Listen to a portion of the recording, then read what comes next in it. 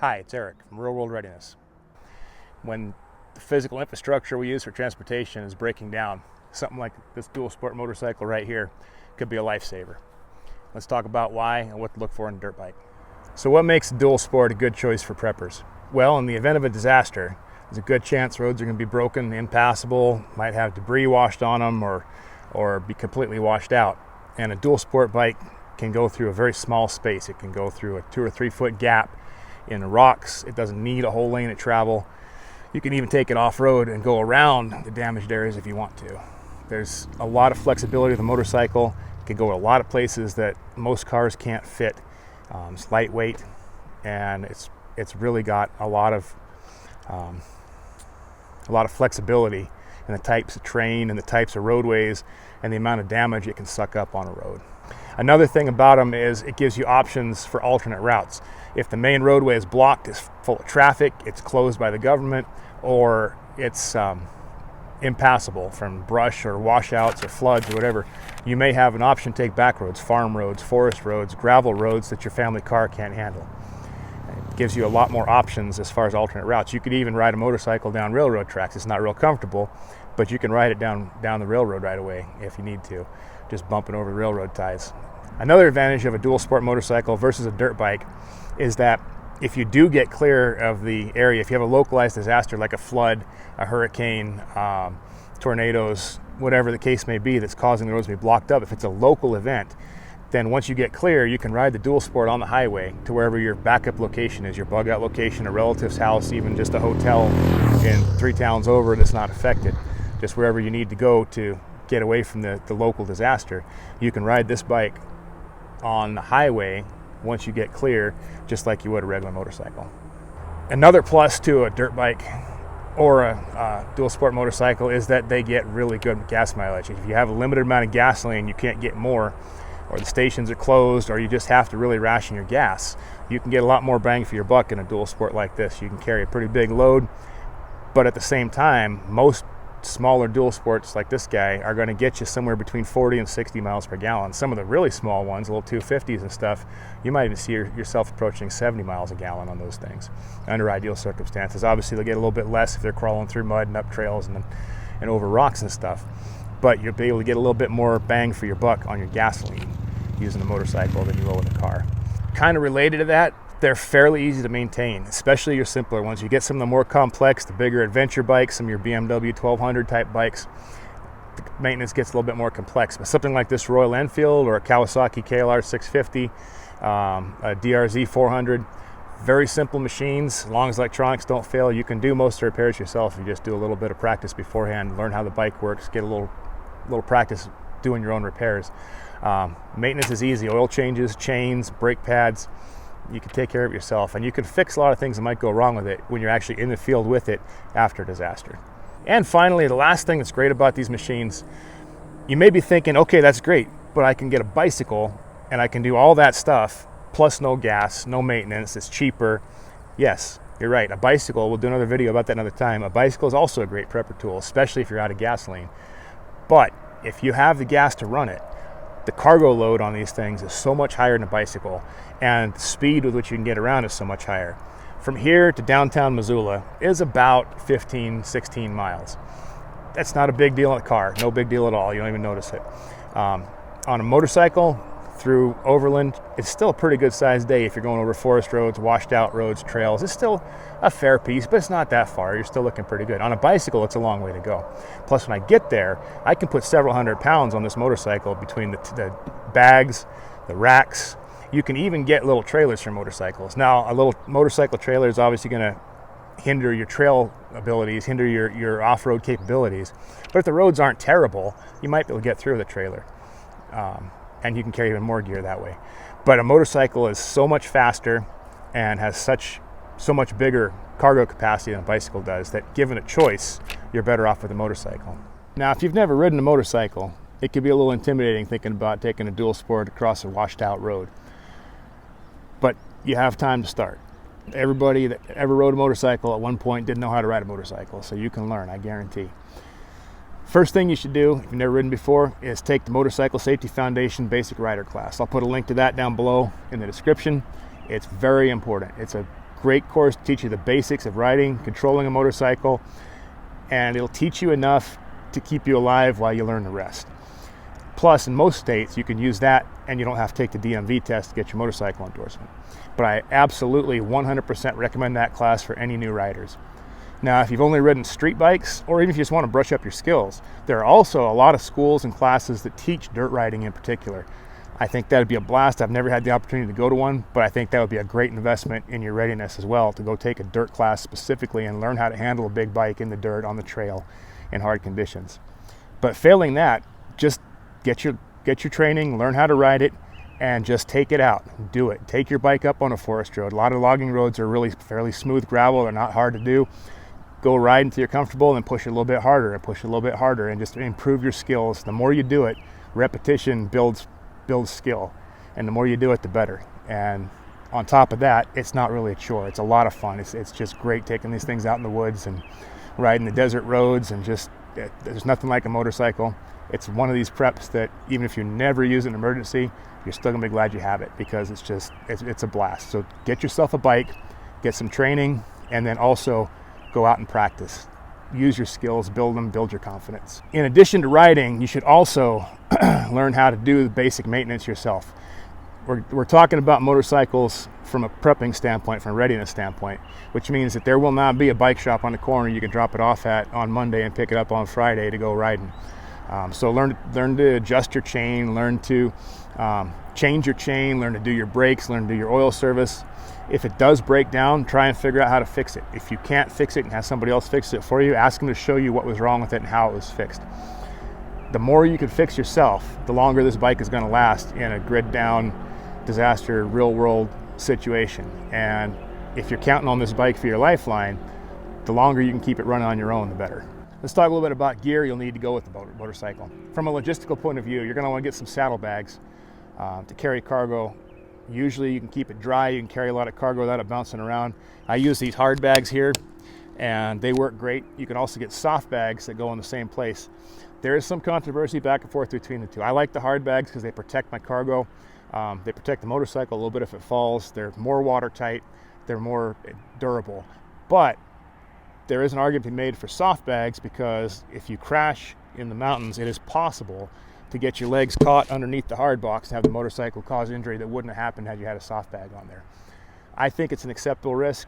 It's an individual decision, what you like better for function, what you think looks better, and what risks you're willing to take. One thing on cargo is be aware that motorcycles do depend on balance to a certain extent. Try and keep your load even from side to side.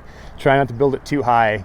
And when you do put a big load on your bike, especially if you're not used to it, just give it a feel. Take it easy at first, be careful, see if it's shifted, how it handles, and be careful at high speeds when you have a fully loaded motorcycle. Another piece of gear from a prepping point of view would be a fuel carrier. You have a pretty good sized tank on most dual sports, usually 5 to 6 gallons, and that'll usually get you a fair ways.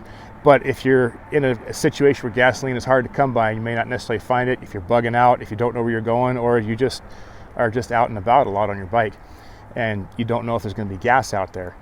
You can get gas cans that are specifically designed to mount on your motorcycle in a safe fashion, so that they're safe if you crash it as much as possible, and they're safely mounted, they're secure, but you can still carry an extra few gallons of gasoline with you. And on a motorcycle like this, like we talked about with gas mileage, a couple of gallons, that'll get you a long ways. That'll get you 50 to 100 miles down the road easily. So having a couple extra gallons of gas really extends your range and keeps you out of trouble. If you do overextend and find yourself further out, gone further than you wanted to, you had to go around the backside of the mountains to the front for whatever reason, it can really get you home. And finally, let's talk about taking care of yourself. Motorcycling is inherently a little more dangerous than driving a car, especially backcountry motorcycling or dirt riding or in an emergency environment. So make sure that you have a good jacket, make sure you have a good helmet. It doesn't hurt to have good pants. Your jacket and your pants can actually have armor in them to help protect you if you do crash. Let's talk about boots too. You may be tempted to get motocross boots, which are great for motocross, they're great for dirt biking on a Saturday, but that's not what we're looking for here. When you're buying your gear, remember, from a prepper lens, you want gear that's functional off the bike as well, because the point of riding the bike in an emergency is not to enjoy riding the bike, although you can, nothing wrong with that, but you have a purpose, a mission, a goal that you want to accomplish. So make sure you're wearing shoes you can walk in. You know, I say this all the time. I think every video I probably say something about having good shoes, but make sure you have a good pair of boots. Like my motorcycle boots, they're not bad for walking. I would possibly even just wear my hiking boots if it was an emergency situation. So make sure you got a good pair of shoes you can walk without the bike. Make sure your gear that you wear isn't holding you down. You can function off the bike with your gear if you need to. Okay, this wouldn't be a readiness prepper video if we didn't talk about having some kind of a kit. You know, you got to have a kit for everything. In this case, for your motorcycle kit, there's a few things you want in there. There's the same things you want in everything. You want a first aid kit. You want a way to get water, either a filter or carry water with you, preferably have some means of purifying water. You want to have rain gear on a motorcycle because there's no shelter from the elements on it. If you do find yourself having to ride in the rain, cold, that's going to keep you warm and safe. So you want to have rain gear in there. You want to have some basic tools so you can do repairs on the side of the road. I also would bring some cordage. I'd bring a tarp, ways to make shelter, have a knife, have a hatchet, have a light, a way to make fire. Basically, on a motorcycle, you want your basic stuff with just a couple of tweaks, like the rain gear and the tools, for example. And since we're doing it for the bike, think about putting a quart of oil in, maybe some chain grease, just little light bulbs, things of that nature that you might need just to keep the bike going on the road. Have some spare wire, have some tape, have some safety wire, have some zip ties, whatever you can think of to make it easier to get the bike back up on the road and running. One thing I would do too, I haven't done this on my bike, but I intend to. When I do, I'll do another video on it and put it on the channel. But I think it'd be a great idea to find a little bag with a shoulder strap or backpack straps on it that fits into one of your saddlebags with your kit. So if you're out and you do have to ditch the bike, you have to leave it behind and walk out, or whatever reason the bike's broken beyond repair, whatever the case may be, you can grab that bag right up out of your saddlebag, throw it over your shoulder, and off you go without having a bunch of loose stuff you have to juggle. If that was the case too, you could put more of your go bag type stuff in there, your get home bag type stuff in there as well. But just think ahead of what happens if something goes wrong, what am I going to want, and try and find a way to put that on the bike. Now, there are disadvantages to a motorcycle in an emergency disaster situation. The biggest one is it's risky sometimes. There's probably going to be not a lot of medical availability. There's not going to be medics coming, standing by. Hospitals may be full or not available. You may not be able to get the medical help. Medical help may not be able to get to you. You might be isolated. So if you do crash and injure yourself, that could be a serious problem. That could be a life-threatening problem, even if the crash itself doesn't kill you. There are some ways to mitigate that. Number one, and the main one, is be careful. Go slow. Take your time. You're not out looking for thrills, running around on a Saturday afternoon with the boys. You're trying to get somewhere and get back safely. So slow, careful, don't take chances. If you got to stop and walk a section before you ride it to make sure it's safe, do that. If you're getting in over your head, stop, turn around, go back, find another way. That's the main thing. Speed is what's going to hurt you more than anything else, is going too fast. And drinking. Hopefully you're not drinking in the emergency situation and riding your motorcycle. But speed is the main thing. Speed is what's going to hurt you. If you fall over at 5 miles an hour, you're probably going to be all right. You fall over at 50 miles an hour, you're probably not going to be all right. So ride carefully, think it through, plan ahead, and be aware that you cannot afford to get hurt. Another disadvantage to a motorcycle is it does need gasoline. If you don't have gas, it's not going anywhere. That's all there is to it. There's not much you can do about that one besides just store extra gas.